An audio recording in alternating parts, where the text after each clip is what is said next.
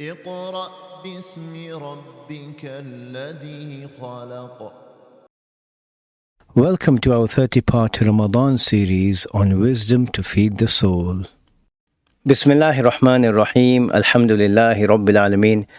Allahumma salli ala Sayyidina Muhammadin salatan tufrihuhu, tus'iduhu, turdihi, wajzihi biha anna ma huwa ahluhu ya arhamar rahimin wa alihi wa sallim. Ahlan wa sahlan. Allah bless you all.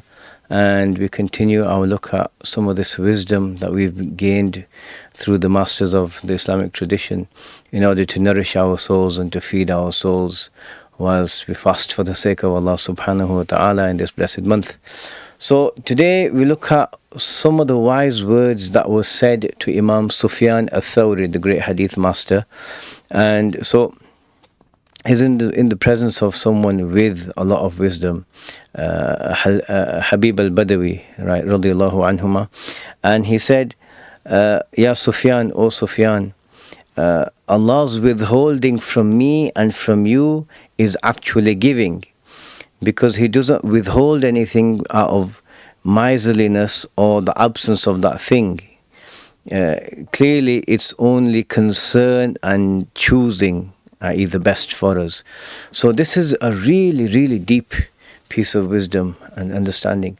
So sometimes a person wants something, so they'll get up and they'll pray their tahajjud, and they'll, give charity, and they'll use all of the means that we're told in the religion to ask, through these means, but they don't get what they want.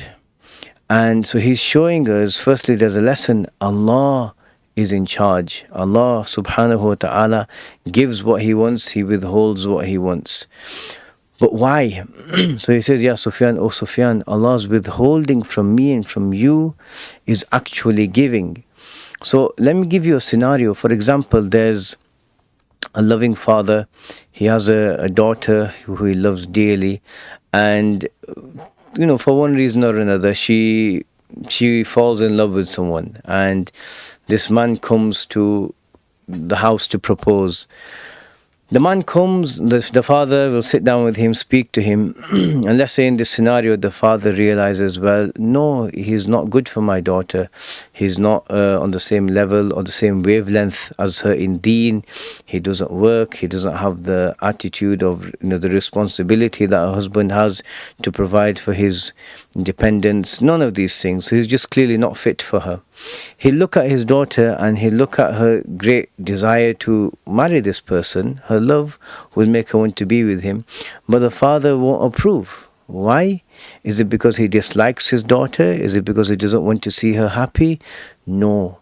It's because his care and concern for her is so great that he may allow her to feel some pain, through not approving this marriage, but he's saving her much more pain and suffering and difficulty. So the same thing, you may want something. Oh Allah, please give me this. Oh Allah, I'm begging you. Oh Allah, I need this. And Allah knows that if you get this, it will affect you in ways you don't want. It may turn a person away from God, or someone who's not on the path to seeking Allah's pleasure. It may block that person from going there. You see many cases of people wanting to marry, an atheist or a non-Muslim or, an agnostic or something like this.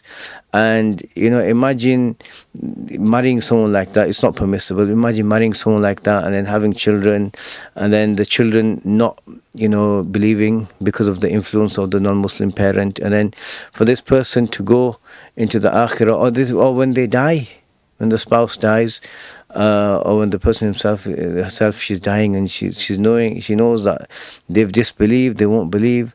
What's going to happen to them in the akhirah? How much pain is that going to cause? Let alone the situations that occur in this life. This isn't just with this scenario; it's with anything. So the believer knows, as he said, إِنَّمَا هُوَ نَظَرٌ وَاخْتِيَارٌ. It's pure concern. Allah's generous. Allah, and if you meet someone if you ever met someone who's miserly, it's harder for them to give than it is to not give, right? They struggle giving. And a generous person is the opposite. They want to give, right?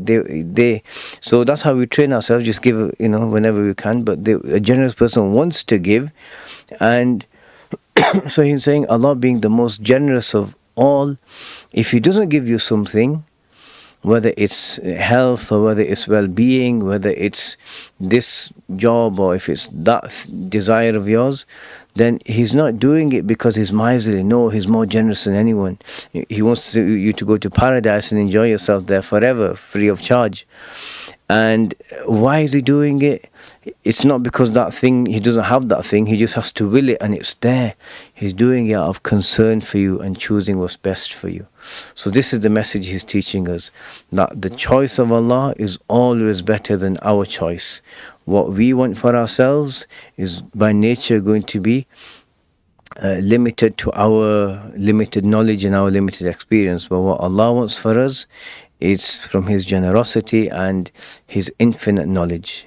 Right? So we ask Allah subhanahu wa ta'ala to really let this lesson sink home, so we only choose what He wants for us in all our affairs, and that would be a tremendous gift. Amin ya Rabbil Alameen. Wa sallallahu ala Sayyidina Muhammadin wa ala alihi wa sahbihi wa sallam. Walhamdulillahi Rabbil Alameen. La ilaha illallah Muhammad Rasulullah.